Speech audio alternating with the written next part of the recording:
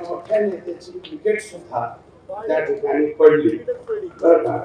ही clean bowled त्या ठिकाणी त्यांच्यावरती जाण्याची पाळी त्यांना आली, कारण त्यांचे सहकारी जे आहे हे सहकारी लोकांनी हा उद्योग त्या ठिकाणी केलेला होता.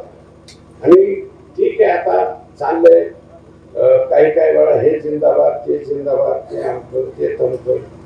माझं मत आहे की बाबा जिंदाबाद कोणाचं म्हणावं याचे कुठेतरी भान त्या ठिकाणी राहिलं पाहिजे. कोणाचा जिंदाबाद करतो आपण, जे दुसऱ्यांच्या लेकराला धडधडीत त्या लोकांना मारतात त्यांचा मी जिंदाबाद करायचं म्हणलं ते अंगार आहे, बाकी सब अंगार.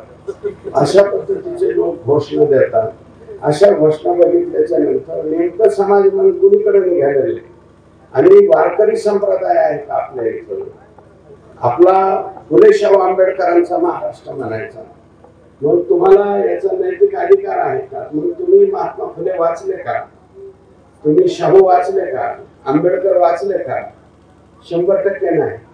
रयतेचा राजा छत्रपती शिवाजी राजा वाचला का? वाचलाच नाही. अशी एकंदरीत परिस्थिती त्या ठिकाणी दिसते काही काही ठिकाणी. मी इतर प्रश्नावरती त्या ठिकाणी बोलणार नाही, परंतु ह्या प्रश्नावरती आपल्याला या ठिकाणी विनम्रपणे सांगतो, आता जास्त काही हे मंजूर करतो ते मंजूर करतो नाही.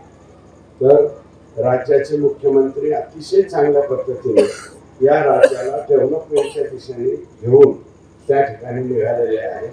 त्यांना सहकार्य आणि साथ देण्याची आवश्यकता आहे.